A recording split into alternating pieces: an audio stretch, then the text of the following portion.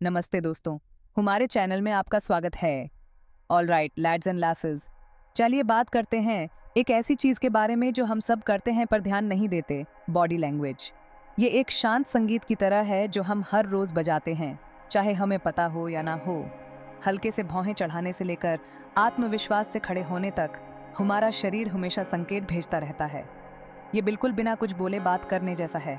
ज़रा सोचो, आप अक्सर सामने वाले को देखकर बता सकते हैं कि वो खुश है, उदास है या झूठ बोल रहा है। यह है बॉडी लैंग्वेज का कमाल। तो तैयार हो जाइए, हम आपको ले चलते हैं बिना कुछ बोले बात करने की इस दिलचस्प दुनिया में। हम आपको बताएंगे हर रोज इस्तेमाल होने वाले इशारों के पीछे छुपे मतलब, सिखाएंगे पीपलन को कैसे पढ़ना है जैसे हम किताब पढ़ते हैं, और जानेंगे कैसे बॉडी लैंग्वेज का इस्तेमाल अपने फायदे के लिए कर सकते हैं। अब आप सोच रहे होंगे, मुझे बॉडी लैंग्वेज की परवाह क्यों करनी चाहिए? देखिए दोस्त, बात यह है कि ये आपके सोचने से क्यों ज्यादा जरूरी है।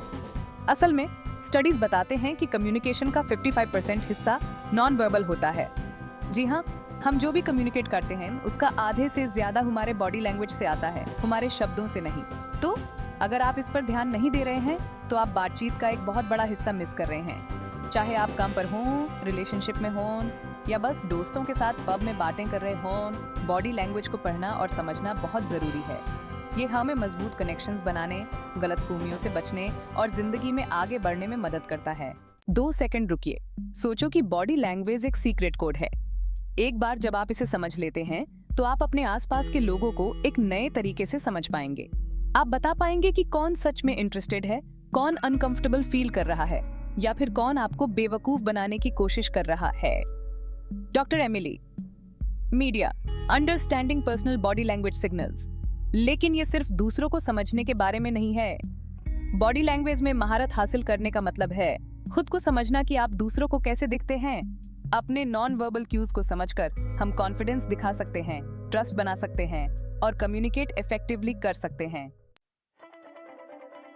बॉडी लैंग्वेज की इस दुनिया में हम साइंस से लेकर प्रैक्टिकल टिप्स तक सब कुछ एक्सप्लोर करेंगे जो आप अपनी रोज की लाइफ में यूज कर सकते हैं। हम माइक्रो एक्सप्रेशंस की फैसिनेटिंग दुनिया में जाएंगे, वो छोटे से फेशियल मूवमेंट्स जो हमारे असली इमोशंस बता देते हैं। हम सीखेंगे कि कैसे पावर पोजेस यूज करके अपना कॉन्फिडेंस बढ़ा सकते हैं और पहली बार में ही अच्छा इंप्रेशन बना सकते हैं। और हम ये भी डिस्कवर करेंगे कि कैसे सिर्फ नॉन वर्बल क्यूज पर ध्यान देकर हम झूठे और मैनिपुलेटर्स को पकड़ सकते हैं। तो तैयार हो जाइए नॉन वर्बल कम्युनिकेशन के सीक्रेट्स अनलॉक करने के लिए और बॉडी लैंग्वेज के मास्टर बनने के लिए।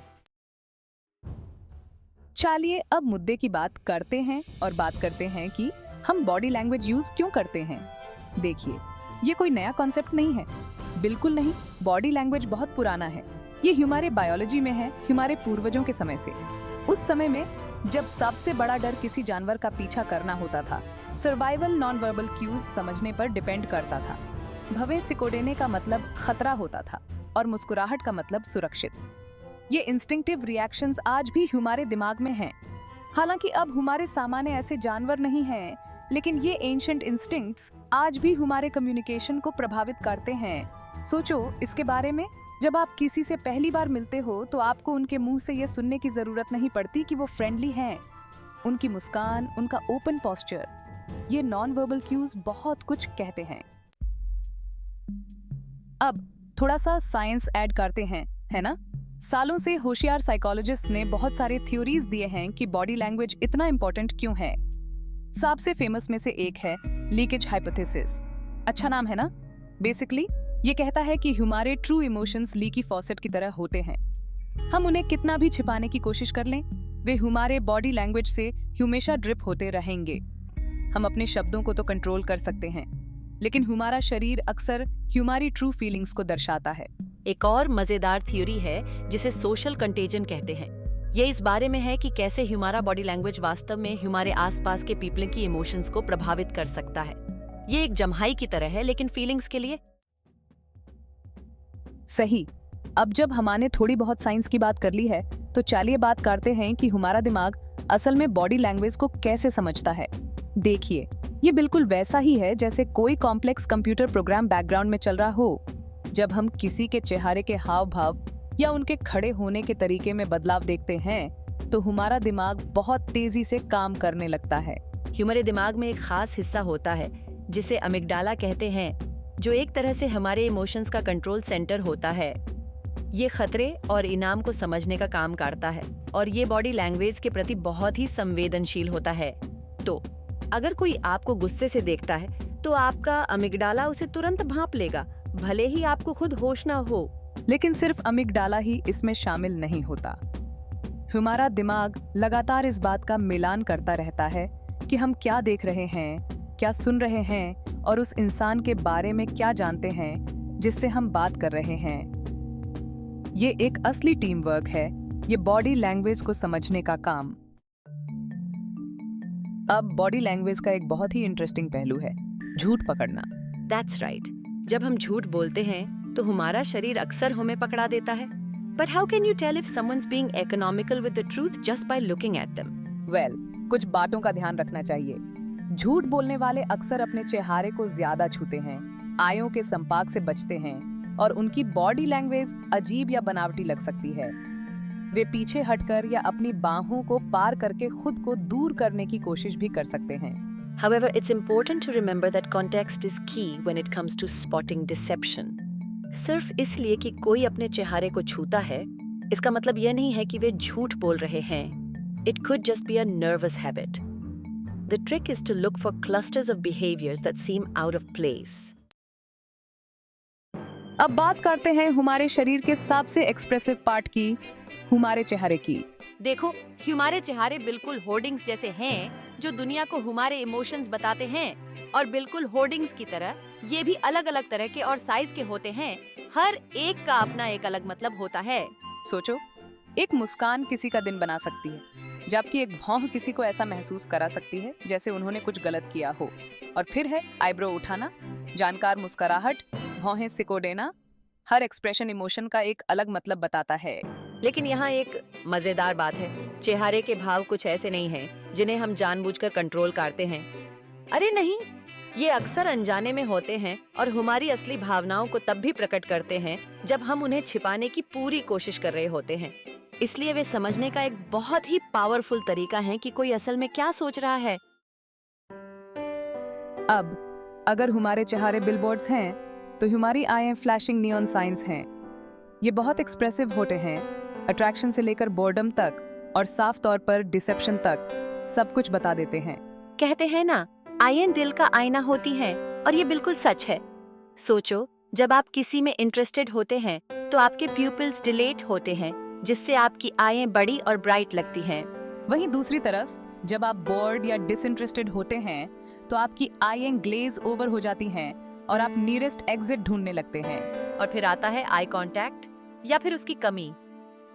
आई कांटेक्ट बनाना ये दिखाता है कि आप एंगेज्ड हैं और सुन रहे हैं, जबकि आई कांटेक्ट अवॉइड करना नर्वसनेस, शाइनेस या डिसऑनेस्टी का साइन हो सकता है। ये एक डेलिकेट डांस है, ये आई कांटेक्ट वाला मामला, लेकिन ट्रस्ट और रैपोर्ट बनाने के लिए ये बहुत जरूरी है।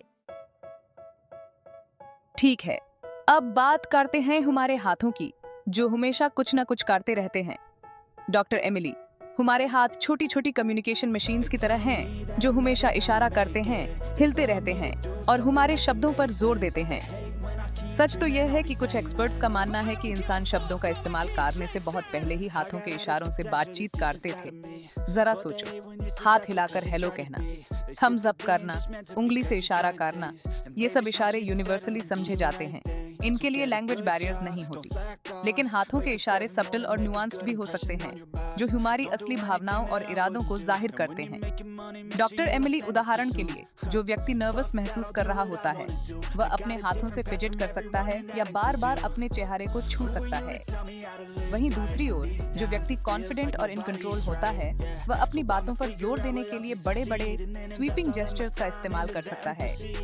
असल में बात यह है कि ह्यूमन अपने हाथों द्वारा दिए जा रहे सब्टल क्यूज पर ध्यान देना चाहिए।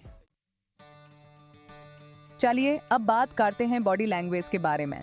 डॉक्टर एमिली हमारा स्टैंस और चालने का तरीका एक मैसेज देता है। ये हमारे मूड और कॉन्फिडेंस को दिखाता है। कॉन्फिडेंट लोग सीधे खड़े होते हैं, शोल्डर्स पीछे, हेड ऊंचा और पूरी जगह लेते हैं। डॉक्टर एमिली इनसिक्योर लोग झुके हुए होते हैं, शोल्डर्स झुके हुए, आईए मिलाने से बचते हैं। पोस्चर आपके फीलिंग्स को बदल सकता है। पावर पोजेस से कॉन्फिडेंस बढ़ता है। Doctor Emily, feeling low, strike a pose. आपका शरीर आपके दिमाग को कॉन्फिडेंस में ट्रिक कर सकता है। अब थोड़ी सी पर्सनल बात करते हैं स्पेस के बारे में। डॉक्टर एमिली, देखिए, हम इंसान बड़े अजीब प्राणी हैं। हम सबके आसपास एक अदृश्य बबल होता है, हमारा पर्सनल स्पेस, और हमें अच्छा नहीं लगता जब लोग बिना इजाजत उसमें घुसते हैं।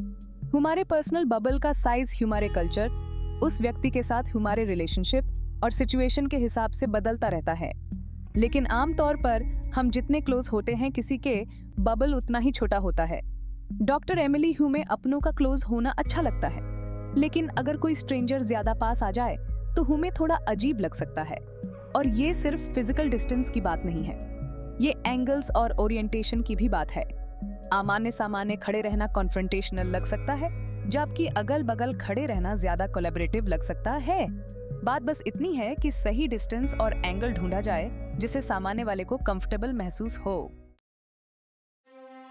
अब बात करते हैं उन आवाजों के बारे में जो हम तब भी निकालते हैं जब हम कोई शब्द नहीं बोल रहे होते। इसे कहते हैं पैरालिंग्विस्टिक क्यूज। हमारे आवाज का लहजा, हमारी पिच, हमारी वॉल्यूम, हमारी पेस, यहाँ तक कि वो छोटे छोटे एमएस और एएस जो हम बीच बीच में बोलते हैं। देखिए, हमारी आवाज एक म्यूजिकल इंस्ट्रूमेंट की तरह होती है जो कई सारे इमोशंस को व्यक्त कर सकती है। जब हम किसी को दिलासा देना चाहते हैं तो हम धीरे और प्यार से बोल सकते हैं, या जब हम गुस्से में या एक्साइटेड होते हैं तो अपनी आवाज ऊंची कर सकते हैं। और सरकाज़म के बारे में मत भूलना, जहां हमारे बोलने का लहजा हमारे शब्दों का मतलब पूरी तरह से बदल देता है।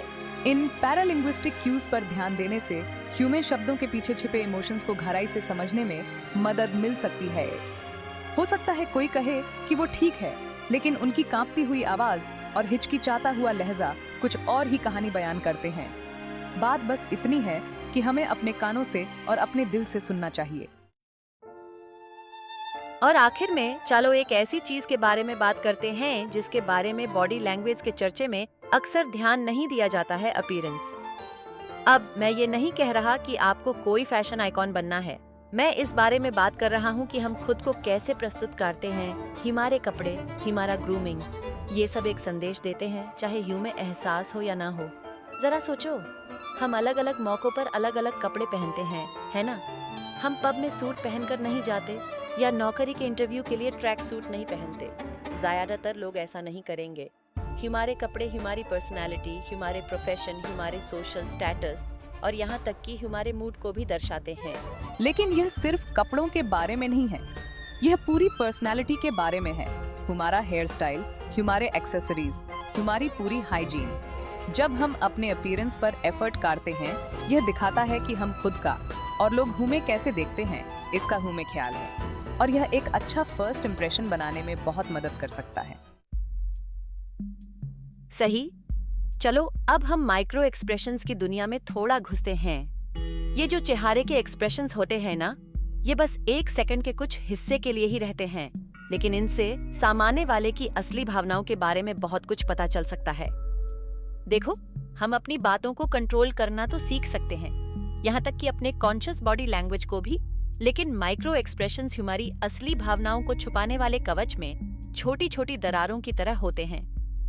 ये इतनी जल्दी होते हैं कि ज्यादातर लोग इन्हें नोटिस भी नहीं कर पाते, लेकिन अगर आपको पता हो कि क्या देखना है तो ये बहुत कुछ रिवील कर सकते हैं। ऐसे समझो, मान लो कोई अपनी असली फीलिंग्स को मास्क के पीछे छुपाने की कोशिश कर रहा है, तो माइक्रो एक्सप्रेशंस उस मास्क में पड़ी छोटी छोटी दरारों की तरह होते हैं, जिनसे ह्यूमन पता चल जाता है कि अंदर क्या चल रहा है। घृणा से भरा हुआ एक पल, डर की एक झलक, गुस्से का एक अंश, ये माइक्रो एक्सप्रेशन सामने वाले की असली भावनाओं को बेनकाब कर सकते हैं, चाहे वो उन्हें छुपाने की कितनी भी कोशिश कर लें। चलिए अब बात करते हैं हमारे हाथों के बारे में। जैसा कि हम पहले ही जान चुके हैं कि हाथों के इशारे बहुत कुछ बयां करते हैं, लेकिन इनको समझना भी मुश्किल हो सकता है क्योंकि इनका मतलब अलग अलग जगह और संस्कृति में अलग अलग हो सकता है। डॉक्टर एमिली, एक आम इशारा जो अक्सर गलत समझा जाता है वह है हाथ बांधना। कुछ लोग कह सकते हैं कि हाथ बांधने का मतलब हमेशा होता है कि सामने वाला बंद या रक्षात्मक है, लेकिन हमेशा ऐसा नहीं होता।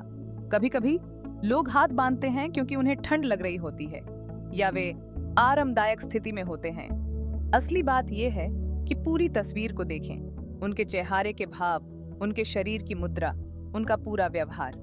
अगर कोई हाथ बांधे हुए है और साथ ही साथ गुस्से में है और आये नहीं मिला रहा है, तो हाँ, हो सकता है कि वो थोड़ा रक्षात्मक महसूस कर रहा हो। लेकिन अगर वे मुस्कुरा रहे हैं और बातचीत में शामिल हैं, तो शायद चिंता की कोई बात नहीं है। अब याद करो वह बड़ा वाला न्यूनन साइन जो हमारे सर के ऊपर था, जिसके बारे में हमने पहले बात की थी। हमारा पोस्चर वह सिर्फ कॉन्फिडेंस लेवल्स के बारे में नहीं है, यह हमारे इमोशनल स्टेट के बारे में बहुत कुछ बता सकता है। डॉक्टर एमिली, देखिए, हमारे शरीर हमारे इमोशंस को मिरर करते हैं। जब हम हैप्पी और रिलैक्स्ड फील करते हैं, तो हमारा पोस्चर भी वैसे ही होता है। हम सीधे खड़े होते हैं, शोल्डर्स पीछे, ओपन और अप्रोचेबल। लेकिन जब हम स्ट्रेस्ड, एंग्शियस या down in the dumps feel करते हैं, तो हमारा पोस्चर भी बदल जाता है। हम स्लाउच कर सकते हैं, शोल्डर्स झुके हुए, जैसे कि हम दुनिया का सारा भार अपने कंधों पर उठा रहे हों। तो अगर आप किसी की असली फीलिंग्स को समझना चाहते हैं, तो उनके पोस्चर पर ध्यान दें। क्या वे झुक रहे हैं, कॉन्वर्सेशन में एंगेज्ड हैं, या वे पीछे हट रहे हैं, डिस्टेंस क्रिएट करने की कोशिश कर रहे हैं? क्या उनके मूवमेंट्स फ्लूइड और रिलैक्स्ड हैं या स्टिफ और रिस्ट्रिक्टेड हैं? हमारा शरीर अक्सर बहुत कुछ कहता है, तब भी जब हमारे शब्द साइलेंट होते हैं। भाग 4, context is king, reading between the lines. Body language कोई पक्का विज्ञान नहीं है। आप सिर्फ जेस्चर्स याद करके लोगों को नहीं समझ सकते। कॉन्टेक्स्ट ही राजा है। एक ही जेस्चर का मतलब सिचुएशन के हिसाब से अलग अलग हो सकता है। हाथ पर छूना प्यार, दिलासा या जोर दिखाना हो सकता है। पूरी बात पर ध्यान दो, शब्दों पर, आवाज पर और माहौल पर। बॉडी लैंग्वेज पहेली के टुकड़े जैसा है। हर जेस्चर एक सुराग है। पूरी तस्वीर देखने के लिए सारे टुकड़े जोड़ो, अपने मन की सुनो और याद रखो, कॉन्टेक्स्ट ही सब कुछ है।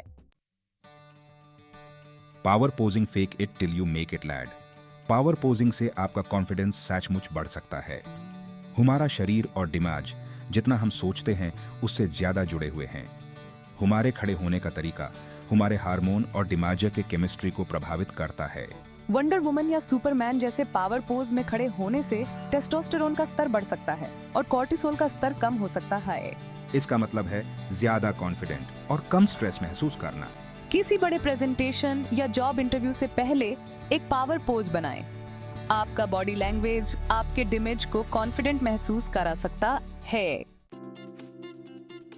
सही। अब जब हमने अंदर की बात कर ली है, तो चलिए बाहर की बात करते हैं। हम दुनिया के सामने खुद को कैसे पेश करते हैं। देखिए, कॉन्फिडेंस का मतलब सिर्फ अंदर से अच्छा महसूस करना नहीं है, बल्कि ऐसा दिखना भी है। इस तरह समझो, ये पैकेजिंग जैसा है।